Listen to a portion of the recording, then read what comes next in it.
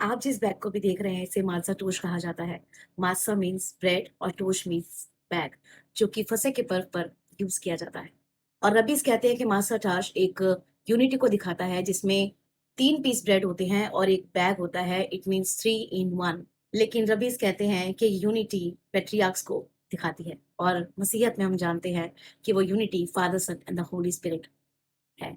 और इन 3 अख़मीरी रोटियों में से बीच की रोटी, दूसरे नंबर की रोटी ली जाती है, उसे बीच से तोड़ा जाता है और उसे इस बैग में रख दिया जाता है, जिसे एफिकोमेन कहा जाता है। और इस एफिकोमेन शब्द का मतलब होता है इट कम्स लेटर। और फिर उस रोटी के टुकड़े को जो इस एफिकोमेन बैग में छुपाया जाता है, सेलिब्रेशन रूम से बाहर ले जाया जाता है और इसे छुपा दिया जाता है। और जो घर के बच्चे होते हैं उन्हें इस ब्रेड को ढूंढने के लिए कहा जाता है, और जब वो इसे ढूंढ कर लाते हैं तो उन्हें इनाम दिया जाता है, उन्हें गिफ्ट्स दिए जाते हैं। लेकिन जब इस होल सेलिब्रेशन का मतलब रबी से पूछा जाता है तो वो कहते हैं it's a ritual. Being a Christian हम जानते हैं कि ज्यूइश फेस्टिवल्स में यीशु मसीह की ही भविष्यवाणी की गई है, और इसी तरह इस रिचुअल में भी यीशु मसीह को छुपाया गया है।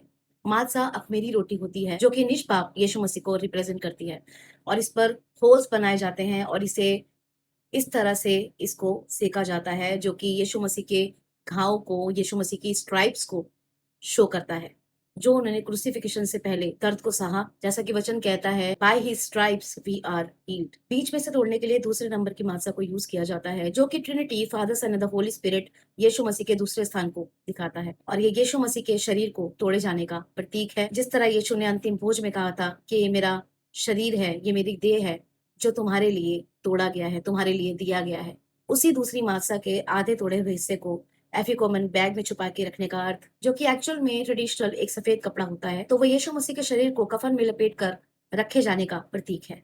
और सीडर मील के बाद जब बच्चे इस आधे टुकड़े को ढूंढ लेते हैं तो ये रेजरेक्शन दिखाता है, और इस आधे टुकड़े को वापस लाया जाता है, जैसा कि इसका अर्थ है, जो कि यीशु मसीह के कब्र में से तीसरे दिन जी उठने को, पुनरुत्थान को, रेजरेक्शन को दिखाता है। और जो बच्चा उस एफिकोमेन को ढूंढ कर लाता है उसे एक इनाम दिया जाता है, उसे एक रिवॉर्ड दिया जाता है, जो कि उस कीमत को दिखाता है जो यीशु मसीह ने मानवता के उद्धार के लिए दी है। और इसी तरह यीशु मसीह ने 7 में से 4 पर्व पूरे कर दिए हैं और 3 पूरे होने बाकी हैं। और पास ओवर और अनलिवेंड ब्रेड भी इसी तरह यीशु मसीह द्वारा पूरा किया गया है। और परमेश्वर की महान योजना जो इंसान के लिए परमेश्वर ने दी थी कि यीशु मसीह के जी उठने के बाद जब यीशु मसीह पहला फल ठहरेगा, तो जो उस पर विश्वास करेगा वो भी उसी की तरह जी जाएगा, जैसा कि यीशु मसीह ने भी कहा था, because he lives we will also live. प्रभु आपको आशीष दे, आप सबको जय मसीह की। Have a blessed resurrection day of यशुआ हमशिया।